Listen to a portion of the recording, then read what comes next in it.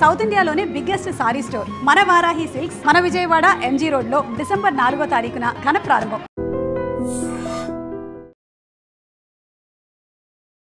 Welcome to ITM news. This is Pavan. So మీ అందరికీ తెలిసిందే, ఇండిగో ఎయిర్లైన్స్ అనేవి సర్వీస్ అనేది అన్కంఫర్టబుల్ వచ్చింది ప్యాసింజర్లకి. చాలా ఎయిర్పోర్ట్లో మన బెంగళూరు, చెన్నై ఇక్కడ మొత్తం ఆగిపోవడం జరిగింది. సో దాని గురించి ఒక ప్రాపర్ అవేర్నెస్ కోసం, అదేవిధంగా ప్యాసింజర్స్ ఎట్లాంటివి క్లెయిమ్ చేయొచ్చు, అసలు ఎందుకు ఈ ఇన్సిడెంట్ జరిగింది అనే దాని మీద సో మనకి మనపార్కి ఎక్స్ బార్ ప్రెసిడెంట్ ఉన్నారు, సార్ని అడిగి తెలుసుకుందాము.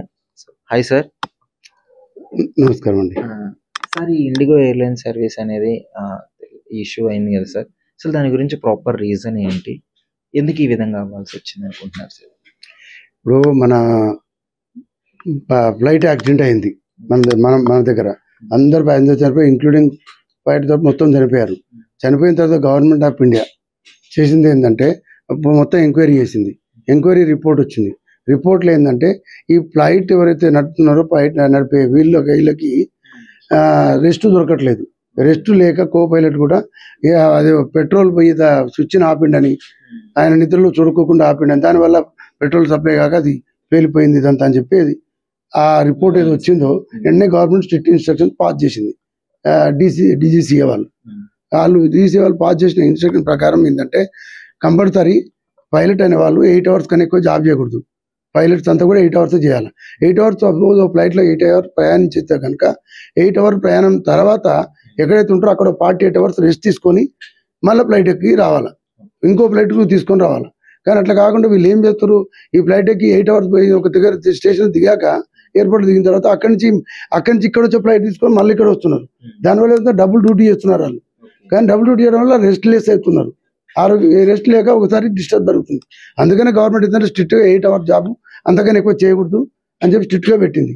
దీనికి నాకు తెలిసినంత వరకు ఎయిర్ ఇండియా మిగతా వాళ్ళంతా కూడా ఆల్టర్నేటివ్ అరేంజ్మెంట్ చేసుకున్నట్టున్నారు. ఈ ఎవరైతే ఇండిగో వాళ్ళున్నారో వాళ్ళ అరేంజ్మెంట్ సరిగ్గా చేసుకోవాలి. ఇప్పుడు ఇంత లేటెస్ట్ టెక్నాలజీ అండి, ఫాస్ట్గా అప్డేట్ అవ్వాలా.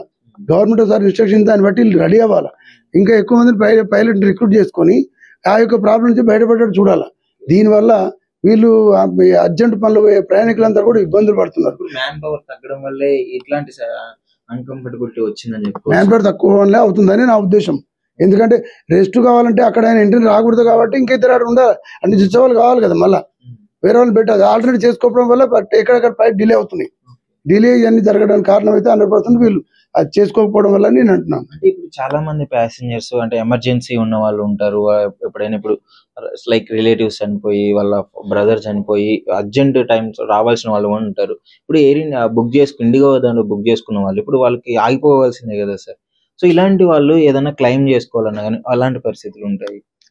ఇప్పుడు వాళ్ళు ఆల్రెడీ టికెట్ బుక్ చేసుకున్నారు, వెళ్ళేటప్పుడు అర్జెంటు మీరు చెప్పినట్టుగా అట్లాంటి కారణాలు నాకు తెలిసిన ఒక కేసు కూడా ఉంది. అది వాళ్ళేదో రిసెప్షన్కి అందడానికి అమ్మాయి అబ్బాయి ఇక్కడ బయట పోయారు, ఇక్కడ రిసెప్షన్ తల్లిదండ్రులు అరేంజ్ చేసారు.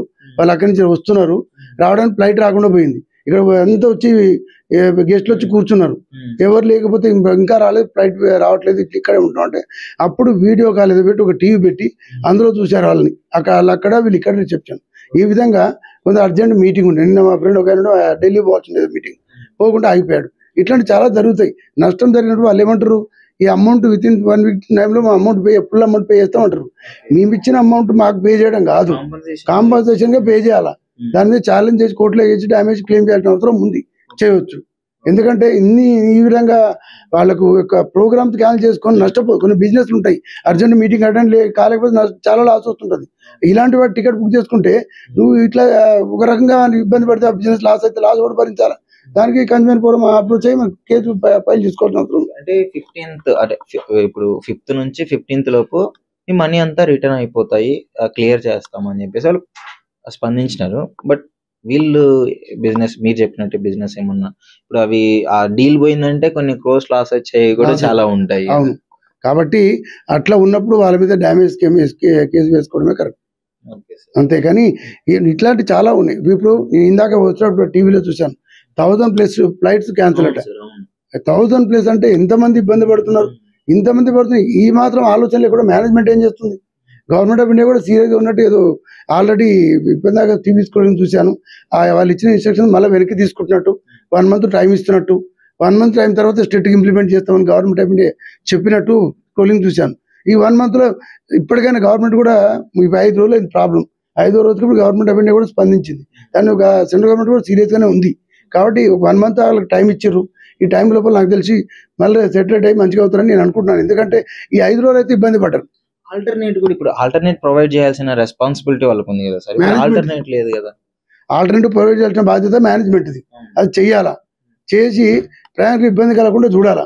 నువ్వు ఆల్రెడీ ఈ గవర్నమెంట్ ఇన్స్ట్రక్షన్ తెలుసు ఈ విధంగా చేయాలని తెలిసి కూడా ఎందుకు నిర్లక్ష్యం వహించారో, ఆ నిర్లక్ష్యం అయితే మేనేజ్మెంట్దే కదా. అది కరెక్ట్ సరైన స్టాప్ పెట్టుకుని వాళ్ళు కరెక్ట్గా ఇది చేసినట్టయితే వాళ్ళ ఈ ప్రాబ్లం అందరూ ఫేస్ చేసేవాళ్ళు కాదు. ఫేస్ చేయడానికి కారణం ఏంటంటే వీళ్ళందరూ ఇది బాధపడడానికి కారణం మేనేజ్మెంట్. They are responsible. వాళ్ళు they are liable to pay the compensation. Passengers claim చేసుకుంటే ఛాన్సెస్ ఎలా ఉంటుంది? ఉంటే సార్ కన్జ్యూమర్ ఫోరంలో అప్రోచ్ కావాలా. ఇప్పుడు ఎట్లుంటారు అప్రోచ్ కావాలంటే కొంతమంది ఇక ఫోన్లో కేసు వేస్తే కోర్టులో ఎప్పుడైతుందో ఏమవుతుందో ఎందుకు అనే ఆలోచనతో రాకుండా ఉండే వాళ్ళు ఉంటారు. కొంతమంది నోటీస్ పంపించి కేసు వేసే వాళ్ళు ఉంటారు. ఇలా రకరకాలు ఉంటాయి. ఎట్లా ఉంటుంది అనేది గ్యారంటీ చెప్పలేము. వాళ్ళ ఇంట్రెస్ట్ బట్టి ఉంటుంది. క్లెయిమ్ చేస్తే ఉంటుంది, లేకుంటే ఉండదు. సో ఫైనల్ గా ఏం చెప్పదలుచుకున్నారు సార్ ప్యాసింజర్స్ కి ఇట్లా ఇబ్బంది పడిన వాళ్ళకి కావచ్చు? ఇబ్బంది పడలే ఎవరైనా సరే వాళ్ళకు ఒక నోటీస్ పంపి కన్జ్యూమర్ ఫోన్లో కేసు వేసుకుంటే ఇంకోసారి ఇట్లాంటివి చేయకుండా ఇంకో రిపీట్ కాకుండా ఉంటారని నా ఉద్దేశం ఉంది.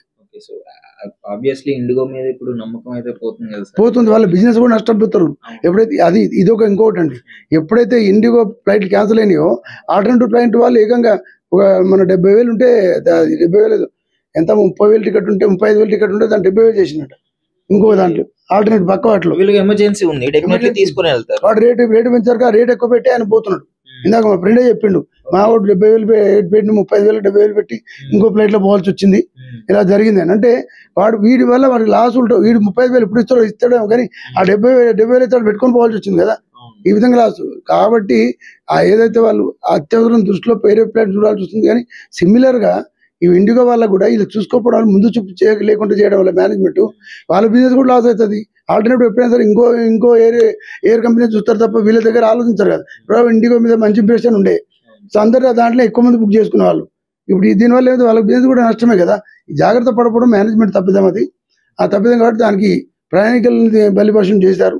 కాబట్టి they are liable to with compensation to the passengers. And for more videos, please subscribe to iDream.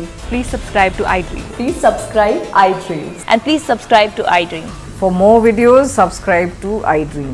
please like, share and subscribe to the channel. Congratulations, iDream. Subscribe to iDream. Subscribe to iDream. So subscribe to iDream Media. iDream ki iDream team andarki huge congratulations. Please subscribe iDream Media. Please subscribe to iDream. Subscribe iDream. Please subscribe to iDream. iDream అంటే నా కళల channel subscribe చేసుకున్న నోరు తిరుగుతలేదు. మీరైతే గంట గుర్తు కొట్టండి. For more such videos, please subscribe to iDream.